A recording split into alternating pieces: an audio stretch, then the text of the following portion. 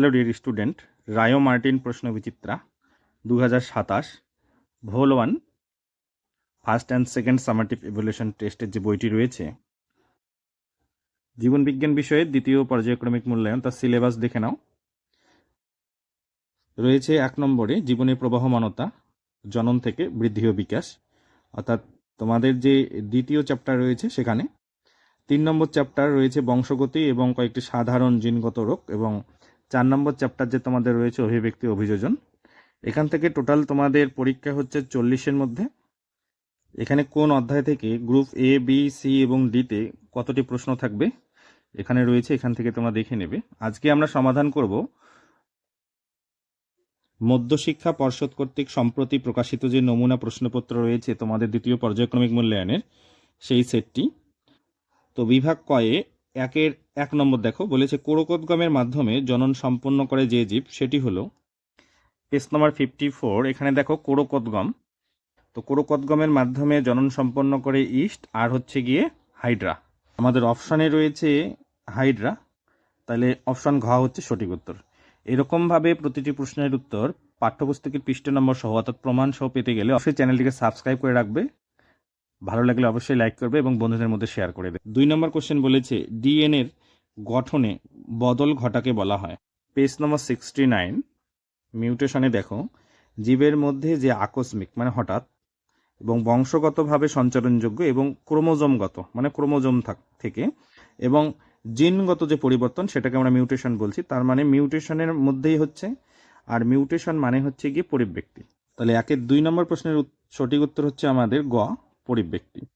3 নম্বর question বলেছে উটের লোহিত রক্তকণিকা। মাধ্যমিক জীবনবিজ্ঞান ও পরিবেশ ভাবনা হাজরার বই থেকে দেখাচ্ছি। দেখো উটের আরবিসি নিউক্লিয়াসযুক্ত ও ডিম্বাকার।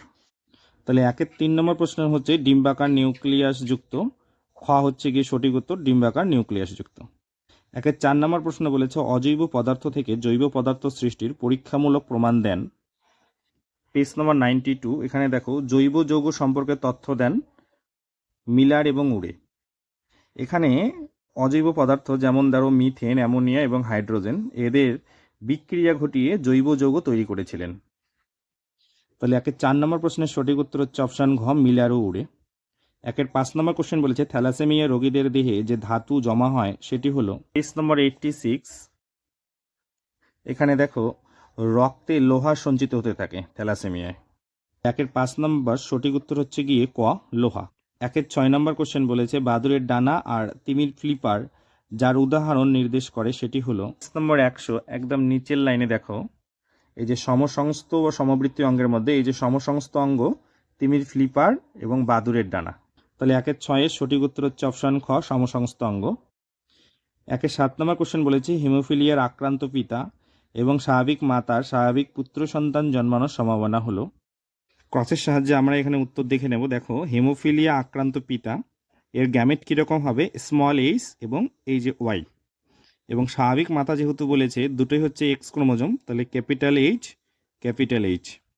এখানে স্মল এইচ হচ্ছে গিয়ে এক্স ক্রোমোজোম যেটি হচ্ছে আক্রান্ত, এবং ক্যাপিটাল এইচ হচ্ছে গিয়ে এক্স এক্স, দুটোই এক্স, এবং এইটা হচ্ছে গিয়ে ওয়াই ক্রোমোজোম। এখানে দেখো আমরা যদি গ্যামেট তৈরি করি এখানে হচ্ছে গিয়ে স্মল এইচ এবং ওয়াই, এখানে দুটোই সেম অর্থাৎ ক্যাপিটাল এইচ ক্যাপিটাল এইচ। এবার এখানে যদি আমরা দেখি তো পুত্র সন্তানের কথা বলেছে, তো ওয়াই ক্রোমোজোমটাই শুধু যাবে।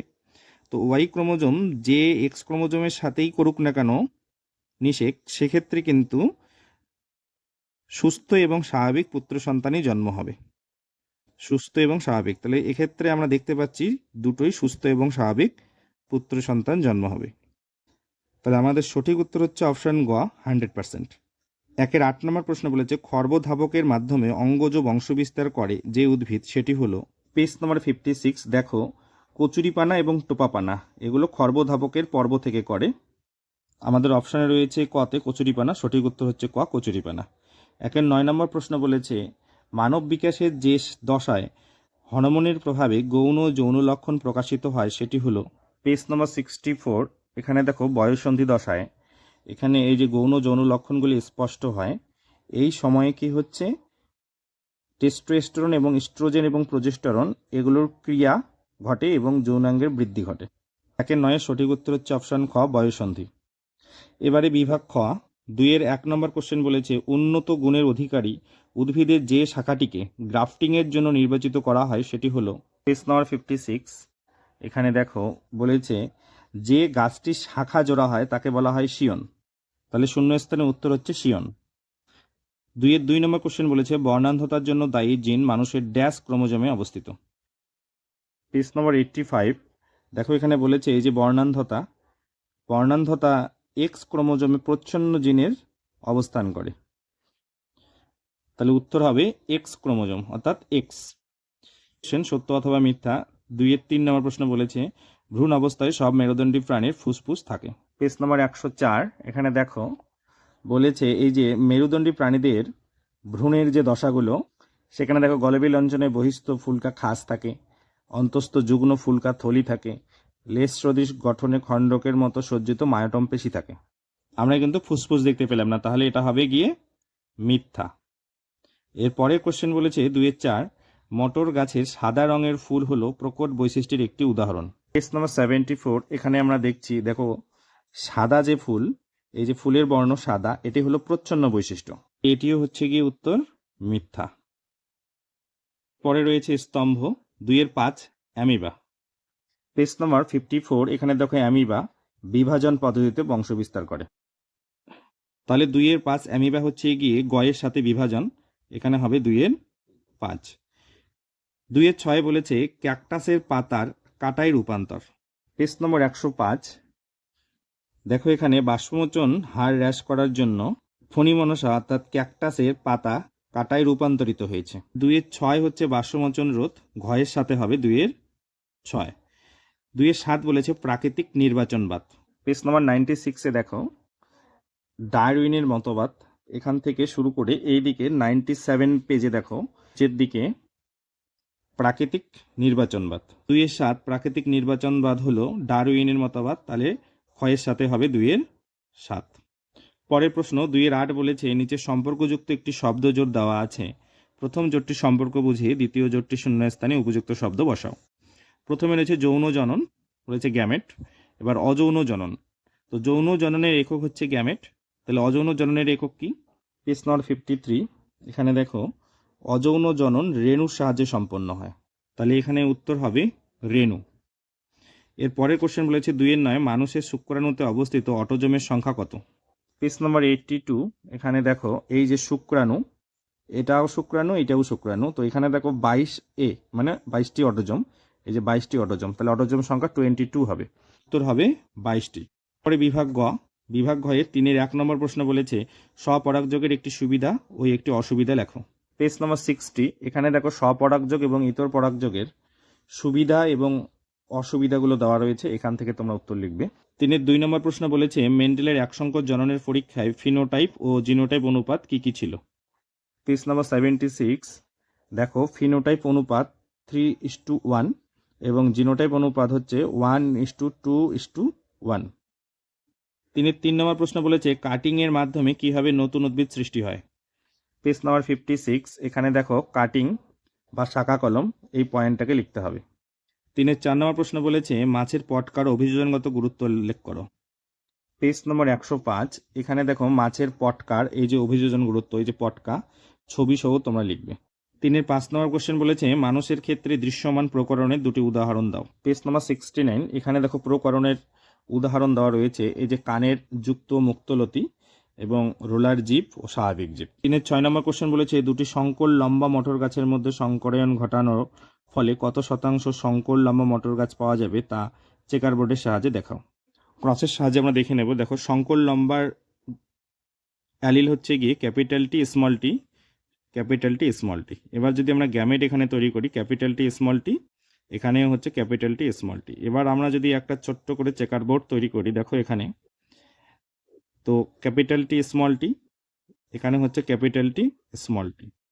এবারে দেখো এই ক্যাপিটাল টি কি হচ্ছে ক্যাপিটাল টি, এই ক্যাপিটাল টি স্মল টি হলে capital T small T, small T capital T হচ্ছে ক্যাপিটাল টি স্মল টি, এই small T small T small T small T হবে। তো এবারে আমরা দেখতে পাচ্ছি এখানে এটা হচ্ছে গিয়ে কি একদম বিশুদ্ধ লম্বা, এটা হচ্ছে বিশুদ্ধ বেটে, এবং দুটো কি হচ্ছে শঙ্কর লম্বা। প্রশ্নে আমাদেরকে বলেছে যে শঙ্কর লম্বা মটর গাছের মধ্যে সংকরণ ঘটানোর ফলে কত শতাংশ শঙ্কর লম্বা মটর গাছ পাওয়া যাবে। তাহলে আমাদের এখানে কত পার্সেন্ট হচ্ছে দেখো, দুটো, চারটের মধ্যে দুটো, তার মানে 50%। উত্তর হবে 50% শঙ্কর লম্বা মটর গাছ পাওয়া যাবে। 3-7 নম্বর প্রশ্ন বলেছে অভিসারী ও অপসারী অভিব্যক্তির পার্থক্য লেখো। এই প্রশ্নের উত্তরটি দেখে নাও। অভিসারী এবং অপসারীর মধ্যে পার্থক্য চাইলে তোমরা এটাকে স্ক্রিনশট করে নিতে পারো। 8 নম্বর কোশ্চেন বলেছে ল্যামার্কের অঙ্গের ব্যবহার ও অব্যবহার এর সূত্রটির মূল বক্তব্য কি। দেখো অঙ্গের ব্যবহার ও অব্যবহার, এটা পয়েন্ট লিখতে হবে। এই পয়েন্টটি পরের পেজ রয়েছে 95-এ এই পর্যন্ত। এরপরে বিভাগ ঘ। বিভাগ ঘয়ে 4-এর 1 নম্বর প্রশ্ন বলেছে মানুষের ক্ষেত্রে লিঙ্গ নির্ধারণ কিভাবে হয়। এরপরে একসাথে রয়েছে উদাহরণের সাহায্যে প্রকট ও প্রচ্ছন্ন বৈশিষ্ট্য ব্যাখ্যা করো। পেজ নাম্বার 82, এখানে দেখো মানুষের লিঙ্গ নির্ধারণ পদ্ধতি, এখানে রয়েছে এই যে সহ লিখতে হবে। পরের পেজ 83 এই পর্যন্ত। পরের অংশের জন্য পেজ নাম্বার 71, দেখো এখানে প্রকট ও প্রচ্ছন্ন বৈশিষ্ট্য, এখানে সংজ্ঞা রয়েছে। পেজ নাম্বার 72-তে এখানে প্রকট ও প্রচ্ছন্ন বৈশিষ্ট্যের উদাহরণ রয়েছে, এই দুটো লিখতে হবে।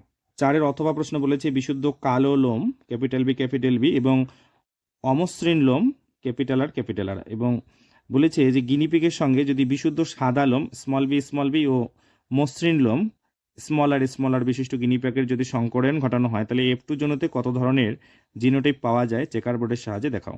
পেজ নম্বর 80, এখানে দেখো বিশুদ্ধ কালো ও কর্কশ ক্যাপিটাল বি ক্যাপিটাল আর, এবং বিশুদ্ধ সাদা ও মসৃণ স্মল বি স্মল আর, এখানে একদম চেকার বোর্ডের সাহায্যে দেখানো রয়েছে, এটাই তোমরা করে দেবে। 4-এর 2 নম্বর বলছে রেখাচিত্রের সাহায্যে ফার্নের ক্ষেত্রে যৌনক্রম কিভাবে ঘটে ব্যাখ্যা করো। পেজ নম্বর 58, এই যে ফার্নের যৌনক্রম রেখাচিত্রের সাহায্যে এটিকে করতে হবে, ছবি সহ করলে খুব ভালো হয়। 4-এর 2-এর অথবা প্রশ্ন বলেছে মাইক্রো প্রপাগ্রেশনের মাধ্যমে কিভাবে পছন্দমাফিক ভ্যারাইটির দ্রুত বংশবিস্তার সুনিশ্চিত করা হয়। একসাথে বলেছে বায়ুর সাহায্যে পরাগযোগ ঘটে এবং জলের সাহায্যে পরাগযোগ ঘটে এমন দুটি উদ্ভিদের নাম লেখো। পেজ নম্বর 57, পদ্ধতিটি লিখতে হবে প্রথম পার্টের জন্য, এখান থেকে শুরু করে এইটুক। পরের অংশের জন্য বায়ুর সাহায্যে করে দেখো ধান, গম, জোয়ার, এবং জলের সাহায্যে করে হচ্ছে গিয়ে পাতা ঝাঁঝি এবং পাতা শ্যাওলা, এটা লিখতে হবে। 4-এর 3 নম্বর প্রশ্ন বলেছে অস্তিত্বের জন্য সংগ্রাম কেন হয় ব্যাখ্যা করো। একই সাথে রয়েছে ল্যামার্কের মতো অর্জিত বৈশিষ্ট্যের বংশানুসরণ কিভাবে হয়। পেজ নম্বর 97, অস্তিত্বের জন্য সংগ্রাম, এখান থেকে শুরু করে এই পর্যন্ত লিখতে হবে। পরের অংশের জন্য পেজ নম্বর 95, এই 3 নম্বর পয়েন্টটাকে লিখতে হবে এই পর্যন্ত। 4-এর 3-এর অথবা প্রশ্ন বলেছে সমবৃত্তীয় অঙ্গ কিভাবে জৈব অভিব্যক্তির মতবাদের সাপেক্ষে প্রমাণ হিসেবে কাজ করে। একই সাথে রয়েছে মানুষের দুটি নিষ্ক্রিয় অঙ্গের নাম লেখা। পেজ নম্বর 101, সমসংস্থ অঙ্গের বিবর্তনের গুরুত্ব, এখান থেকে শুরু করে এই পর্যন্ত। পেজ নম্বর 102, সমবৃত্তীয় অঙ্গের বিবর্তনের গুরুত্ব, এখান থেকে শুরু করে এই পর্যন্ত লিখতে হবে। পরের অংশের জন্য পেজ নম্বর 102-এ মানুষের নিষ্ক্রিয় অঙ্গ অ্যাপেন্ডিক্স, এবং পেজ নম্বর 103-এ রয়েছে মানুষের নিষ্ক্রিয় অঙ্গ কক্সিস। থ্যাংক ইউ ভিডিওটিকে শেষ পর্যন্ত দেখার জন্য। ভালো লাগলে অবশ্যই লাইক করবে, বন্ধুদের মধ্যে শেয়ার করে দেবে। কোনো প্রশ্নের সমাধানের সমস্যা হলে অবশ্যই কমেন্টে জানাবে। নেক্সট মডেলের প্রয়োজন হলে অবশ্যই কমেন্টে জানাবে।